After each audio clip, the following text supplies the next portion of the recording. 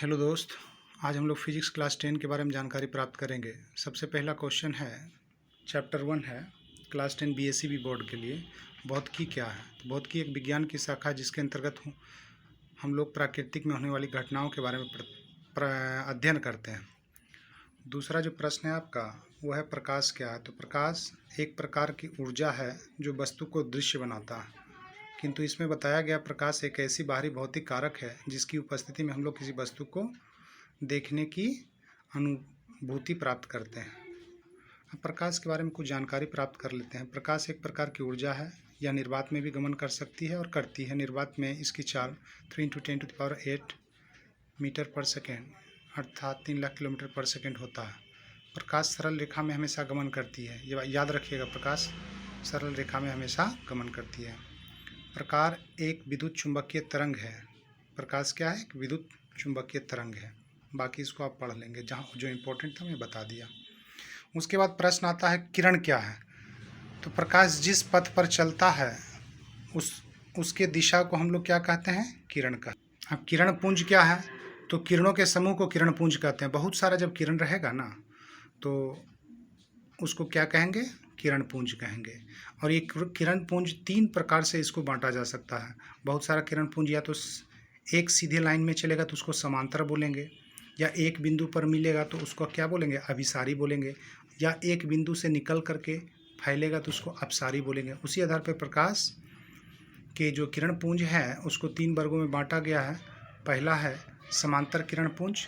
तो समांतर, जैसा फिगर में आप देख रहे हैं, समांतर किरण पुंज का सभी जो किरणें हैं एक दूसरे के समांतर है। तो वैसे किरण पुंज जिसमें सभी किरणें आपस में समांतर हो, समांतर किरण पुंज कहलाता है। उसके बाद दूसरा क्वेश्चन है, अभिसारी किरण पुंज। अभिसारी किरण पुंज, तीर का निशान देख रहे हैं, एक बिंदु पर मिल रहा है। तो वैसे किरण पुंज जिसके सभी किरणें एक बिंदु पर जमा होते हैं अर्थात मिलते हैं, तो अभिसारी किरण पुंज कहलाते हैं।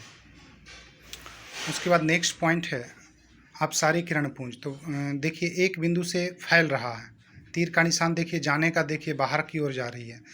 वैसा किरण पुंज जिनके सभी किरणें एक बिंदु से फैलकर फैलती हुई प्रतीत होती है उसको अपसारी किरण पुंज कहते हैं।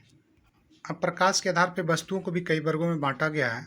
आत्मदीप्त पदार्थ, तो वैसे पदार्थ जो स्वयं प्रकाश का उत्सर्जन करता हो आत्मदीप्त पदार्थ कहलाता है। जैसे सूर्य, सूर्य स्वयं प्रकाश को उत्पन्न करता है। तारा हो गया, जुगनू हो गया, नहीं देखते हैं सूरज क्या करता है? प्रकाश दिन में एकदम अंधेरा को दूर करके प्रकाश रोशनी फैलाता है और उजाला हो जाता है। तारा भी, तारा के पास अपना प्रकाश होता है। जुगनू जो रात में देखते नहीं, जलता है, बुझता है, उसका अपना प्रकाश होता है। एक दूसरा है आत्मदीप्त पदार्थ। तो वैसा पदार्थ जो स्वयं प्रकाश का उत्सर्जन नहीं करता है लेकिन प्रकाश की उपस्थिति में दिखाई देता है, अदीप्त पदार्थ कहलाता है। जैसे चंद्रमा, चंद्रमा क्या होता है? वो सूरज के प्रकाश के कारण ही वो चमक पाता है। टेबल हो गया, क्या रात में आप जहाँ पूरा अंधेरा रहे, एकदम थोड़ा सा भी लाइट नहीं आया तो टेबल को आप देख पाएंगे? नहीं देख पाएंगे। यानी सूर्य के प्रकाश के कारण, यानी किसी प्रकार का बल्ब का लाइट हो या किसी प्रकार का लाइट हो, प्रकाश की उपस्थिति के कारण हम टेबल कुर्सी को देख पाते हैं। अब उसके बाद अब प्रकाशीय माध्यम किसे कहते हैं? यह एक ऐसा क्षेत्र है जहाँ से प्रकाश की किरणें निकलकर नेत्र तक पहुँचती है, प्रकाशीय माध्यम कहलाती है। मतलब वस्तु से नेत्र तक पहुँचता है, तो जिस माध्यम से पहुँचता है उसके बीच में क्या होता है? एक माध्यम होता है, वायु है, तब वायु एक माध्यम हो गया, तो उसे क्या कहेंगे? उसको हम प्रकाशीय माध्यम कहेंगे। बहुत सारा उदाहरण दे रखा है, हवा, पानी वगैरह।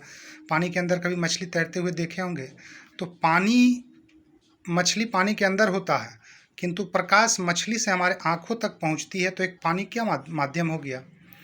दूसरा है एक ठो समांगी माध्यम हो गया और विषमांगी माध्यम हो गया। यह एक ऐसा माध्यम है जिसके प्रत्येक भाग का गुण और बनावट एक समान होता है, उसे समांगी माध्यम कहते हैं। जैसे जल, जल का बनावट एक समान होता है। कांच, कांच का बनावट एक समान होता है। विषमांगी माध्यम क्या होता है? इसमें गुण और बनावट एक समान नहीं होता है। जैसे आपका उदाहरण में हो गया हवा, है ना। जैसे हवा का मिश्रण, कहीं गर्म और ठंडी हवा होती है तो इसका घनत्व बढ़ता घटता है ना।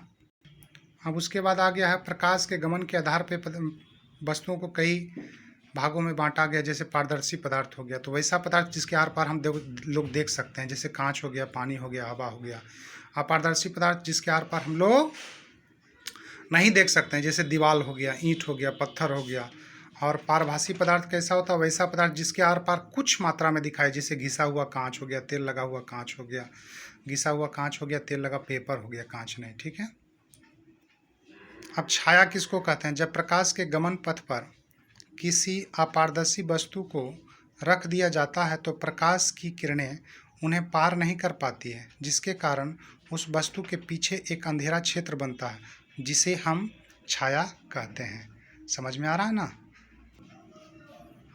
उसके बाद प्रकाश का परावर्तन आता है। तो प्रकाश का, जैसे फिगर में पता चल रहा होगा, तीर का निशान से एक ही माध्यम में जब प्रकाश किसी परावर्तक सतह यानी चिकनी सतह पर या चमकीले सतह पर पड़ता है तो उसी माध्यम में वो लौटता है, तो इस घटना को हम प्रकाश का परावर्तन कहते हैं। कोई दिक्कत नहीं।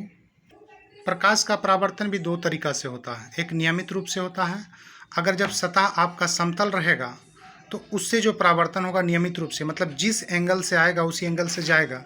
लेकिन अनियमित परावर्तन में क्या होता है? देखिए यहाँ पे उबड़ा खबड़ा सतह से परावर्तन होता है। जैसे कि रोड पर अगर छितरा हुआ कांच है तो उबड़ा खबड़ा है, अगर उस पर प्रकाश पड़ता है तो ड्राइवर को क्या लगता है? लाइट आता है, जिधर से लगता है एकदम रोशनी चारों तरफ से आ रही है और एक्सीडेंट का कारण बनता है। तो वो अनियमित परावर्तन के कारण होता है।